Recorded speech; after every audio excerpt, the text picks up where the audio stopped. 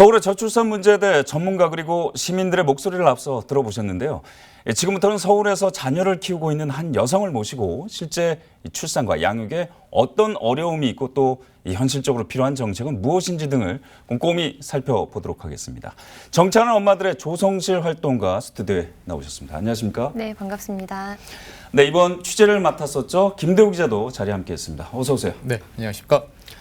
네, 먼저 조성실 활동가에게 여쭤보겠습니다. 이번에 작년에 이제 통계청 아까 전에도 네. 좀 잠깐 보셨지만 데드크로스가 처음으로 이루어졌습니다. 그러니까 출생아 수보다 사망자 수가 더 많았던 거죠. 네. 그건 결국 이제 출생아 수가 그만큼 줄어들었다는 네. 얘기인데 실제로 어떻게 보세요? 서울에서 지금 살고 계시죠? 네, 저는 실제 살고 계시면서 좀 느끼시는 점이 있으신가요? 어떠세요? 9살, 6살 아이를 키우고 있는데요. 제가 이제 둘째 아이를 낳고 젖먹이였을 때 정치하는 엄마들을 같이 시작해서 지금 한 5년 정도 활동을 해왔는데 그 당시만 하더라도 아이를 낳고 기르는 것에 대한 어려움이 굉장히 핵심적인 화두로 뉴스에 많이 나왔습니다.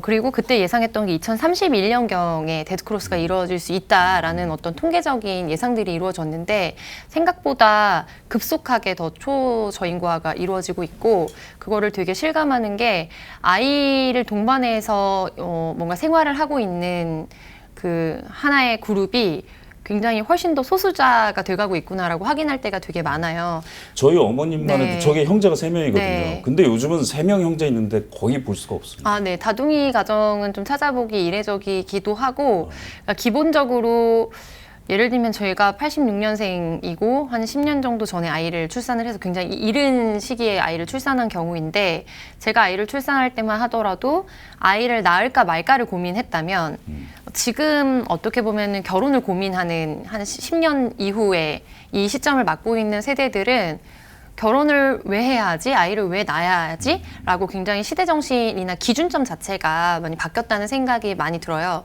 그래서 이제 그런 것들을 볼 때 실제로 정말로 이게 통계로 확인되는 것뿐만 아니라 뭐 일상에서 아이들 보기에는 훨씬 더 어려워졌고요. 정치하는 엄마들 다 엄마들이잖아요. 네, 주로는 아이들이 엄마들인데 네. 네, 돌봄의 주체로서나 돌봄의 중요성에 대해서 공감하시는 분들이 회원으로 활동하고 계시고요. 정말 초창기에는 더더욱 아이를 키우는 양육자 엄마 아빠들이 주 회원이었죠. 그런데도 아이가 뭐 3명 이상 되는 다둥이 가정은 그렇게 많지 아, 그래도 있긴 있는데요. 있긴 네. 그래도 그래도 뭐 예전보다 많지 수치적으로 않다. 많지는 않죠. 네. 실제로 이제 양육을 병행하고 계시잖아요. 지금 사회활동이라. 네네. 저는 어떤 힘든 점이 좀 있나요? 우선 제가 아이를 출산할 때 가장 우려했던 거는 일과 생활의 양립이 어렵다는 부분이었고 그래서 보통은 이제 2번 정도 고비가 찾아온다고 하는데 아이가 영아였을 때 아이 돌봄의 문제 때문에 상대적으로 여성이 훨씬 더 많이 이제 고용 단절을 겪게 되는 수치들이 많이 확인이 되고 저도 그런 고민을 하면서 일을 그만둔 상태에서 정치하는 엄마들을 전업주부 상태에서 진행을 했었고요. 아이들이 어느 정도 좀 크고 제가 활동을 또 해나가면서 또 이제 아예 어떻게 보면 취업모 형태로도 몇 년 지내기도 하다가 현재는 프리랜서 형태로 활동을 하고 있어요. 근데 큰아이가 이번에 이제 2학년 나이거든요. 초등학교에 진입할 때 수치적으로 또 여성들의 고용단절 수치가 굉장히 많이 확인이 됩니다. 그래서 원래는 자기 건강보험이나 고용보험에 가입돼 있던 사람들이 가정의 남편이나 생계부양자에게 귀속되는 수치가 확인이 많이 되거든요. 왜냐하면 어린이집 같은 경우에는 이제 지난 한 10여 년 전부터 초저인구화에 대한 우려를 이제 그러면 어린이집을 늘리고 그리고 어린이집을 좀 더 쉽게 보낼 수 있게 하자 해서 무상보육 논란이나 이런 것들이 정치적 화두로 던져지기도 했고 그런데 초등 돌봄이 이제 또 굉장히 심각한 문제예요. 어린이집 12시간을 맡길 수 있다고 하면 초등학교 1학년 같은 경우에는 12시 정도에 하교를 하고 집에 오거든요.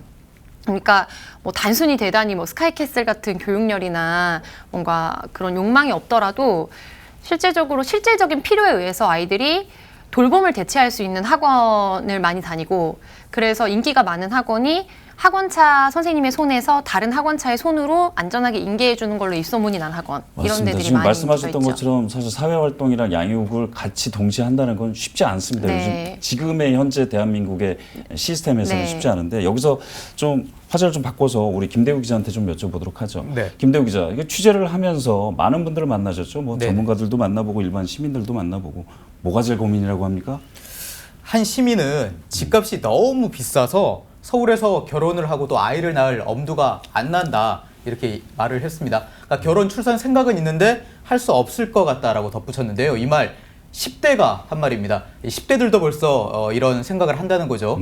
앞선 리포트에서 집값이 오르면 오를수록 출산율이 떨어진다 이런 분석도 잠시 언급을 해드렸는데 특히 서울은 이 대목에 좀 주목을 좀 해야 할 필요성이 있을 것 같습니다. 집값이 워낙 비싸잖아요. 그렇죠. 네.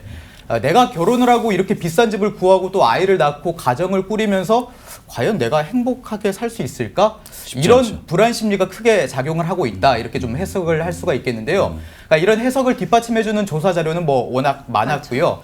전문가들 역시 집값은 경제적 여건이 출산율과 혼인율에 상당한 좀 영향을 미친다라고 조언을 했습니다.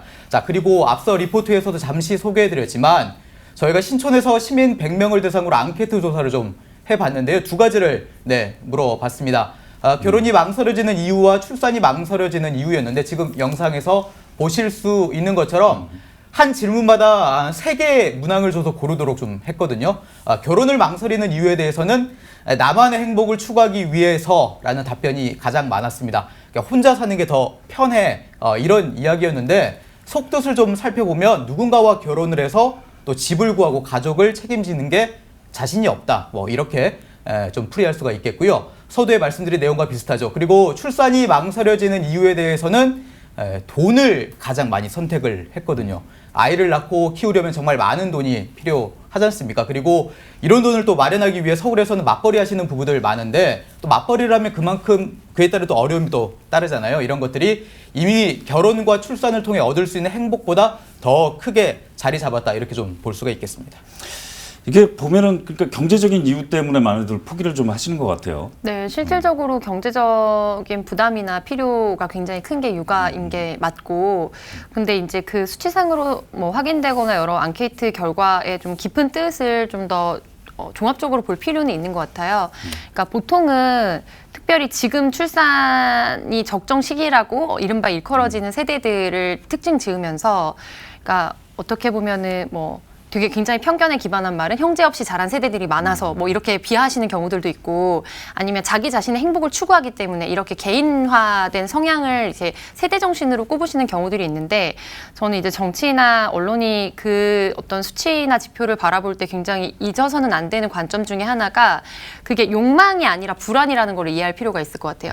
현재 내가 사회적 안정망이 우리 사회가 충분하지 못하고, 그래서 어느 정도 고용 안정성이나 아니면 주거 안정성을 확보하지 못했을 때 단순히 삶의 불편한 정도가 아니라 굉장히 삶의 나락으로 떨어질 수 있다는 어떤 위험과 불안이 특히 출산과 육아를 결정하는 데 있어서는 나도 책임지기 어려운 삶에서 누군가의 삶을 내가 책임져 줄 수 있을까. 그래서 이게 결국에는 경제적 부담이라는 거로 키워드가 잡히는 것 같고. 네. 네, 그리고 제가 그래서 좀 자료를 찾아보니까요. 네.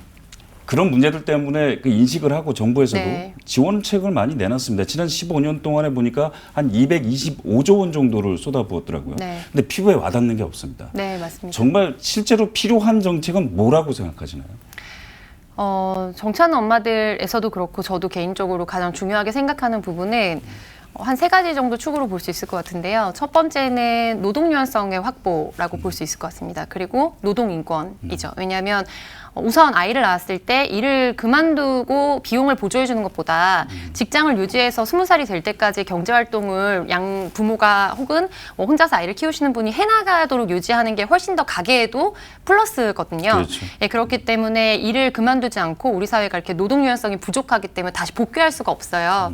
그런 부분에 대한 확보. 두 번째는 최근 평택항에서 이제 알바를 하시다가 사망하신 청년의 이야기도 나왔지만 그런 불안이 기저에 있는 거죠. 아이를 키웠을 때 이 정글을 통과하지 못하면 결국에는 일을 하다 죽을 수도 있고 그렇기 때문에 일정 수준 이상의 직장에 들어가고 학교에 들어가야 된다는 입시 체계가 또 완성이 되는 거거든요. 그래서 그런 노동 유연성과 노동 인권이 기본적으로 확보되는 거에 굉장히 신경을 써야 되고, 두 번째는 돌봄의 질이라고 할 수 있겠습니다. 이게 양적인 지원도 있겠지만 질적으로 어린이집이나 유치원, 학교 내 사고가 굉장히 많이 많이 발생하고 이런 부분이 예전에는 공론화되지 못하고 건 바이 건으로 이렇게 흩어졌다가 또 최근 들어서는 이런 부분에 대한 국민적인 공감대들이 더 많이 높아지고 있거든요. 그래서 단순히 아이를 맡기고 문 닫고 내가 회사에 나갔다 올 수 있는 정도의 수준이 아니라 믿고 아이를 맡길 수 있고 아이가 정말로 아이 컨택을 하면서 인간답게 돌봄을 받을 수 있다라는 것에 대한 믿음과 인프라가 지원이 돼야 된다.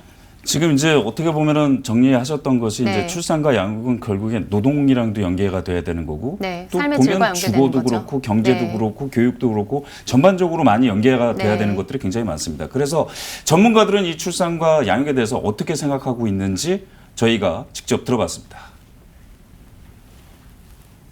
선택과 상관없이 우리나라의 이제 사회 유지에 관한 문제이기 때문에 아이를 키우고 아이와 함께 행복하게 보낼 수 있는 우호적인 환경을 조성하는 게 보다 건강하고 행복한 사회를 만드는데 가장 밑바탕이 되는 부분이라고 생각이 듭니다. 아이들을 안으면서 동시에 내가 그 아이가 나를 안고 있다는 느낌도 받아요. 이게 서로 안아주는 환경이거든요. 이 정말 자신에게 유의미한 인간, 중요한 타인이 함께 살아가고 사랑하는 그런 경험은 정말 어떤 것하고 바꿀 수 없는 그런. 출산과 동시에 양육의 부담을 온전히 개인이 안다 보니 출산율은 점점 줄어들 수밖에 없는 것 같습니다. 정부나 사회가 함께 고민해야 할 부분이지만 결코 녹록치 않은 일입니다. 그래도 이젠 제대로 된 고민과 행동이 필요할 때입니다.